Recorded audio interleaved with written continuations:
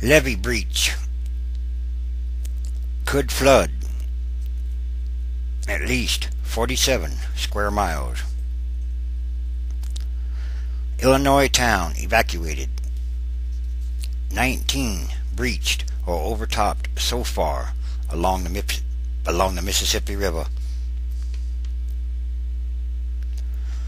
More floodwaters with the potential to swamp at least 47 square miles have breached a levee in western Illinois, adding to the 18 other levees breached or overtopped along the Mississippi River. The Illinois breach flooded farmland near the hamlet of Maya. Maya, a town of 40 to 50 people, had to be evacuated, and authorities patrolled the town. The flooding at Maya could swamp 30,000 acres, or approximately 47 square miles, in the largely rural area. The rising river also ran over the tops of 8 more levees north of St.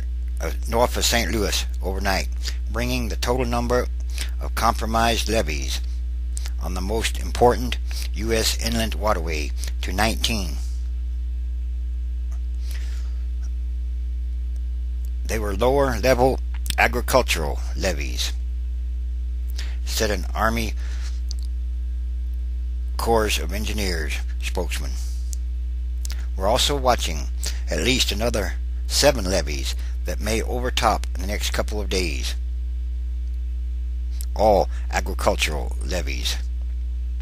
The slow-rolling disaster, the worst Midwest flooding perhaps ever, has swamped vast sections of the Farm Belt and forced tens and tens of thousands of people from their homes. Flooding that began in eastern Iowa has caused at least $1.5 billion in damages. Approximately 25,000 people in Cedar Rapids were forced from their homes.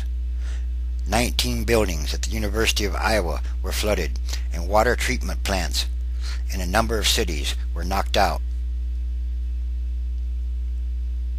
Later in the week, the Mississippi River is expected to threaten a host of other communities, leading officials to consider evacuation plans and begin more sandbagging.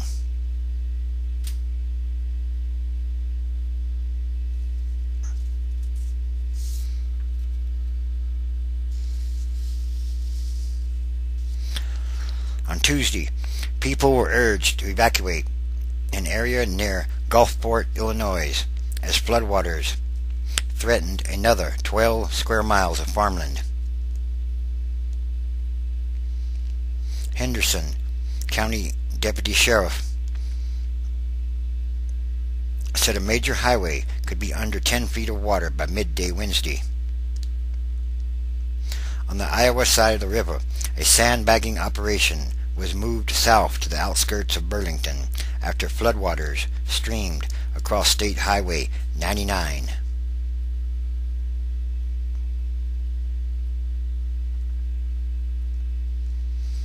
The rising waters forced the closure of the Mississippi Bridge in Burlington and stopped car traffic on the bridge in Fort Madison.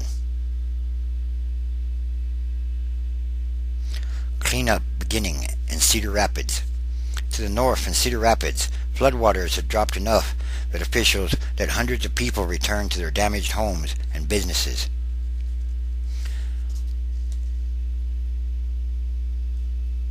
It's obviously much more shocking when you walk in the door for the first time and see what has happened, said one business person. I don't think you can be prepared for this, even if you think you are. The National Weather Service expects crests this week along some Mississippi River communities near St. Louis to come close to those of 1993. The river at Canton, Missouri could reach 27.5 feet.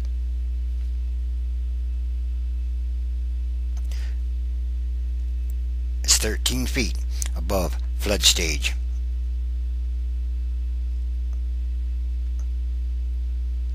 In St. Louis, the Mississippi is projected to crest Saturday at 39.8 feet, approximately 10 feet above flood stage.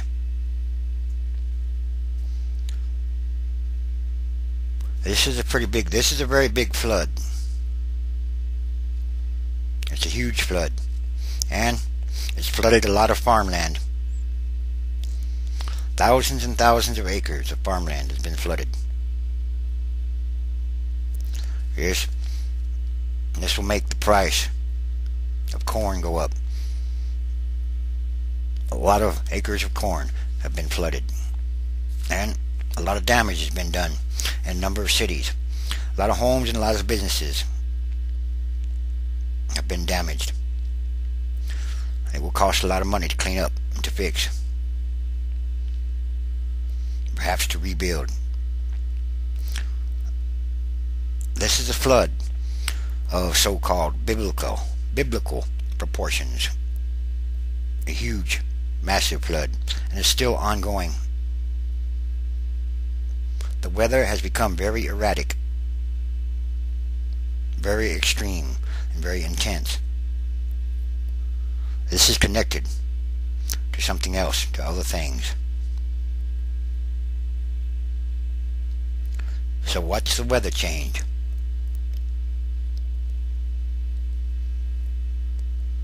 And these are more signs of the end times, transition days. And there are many. And there's more to come.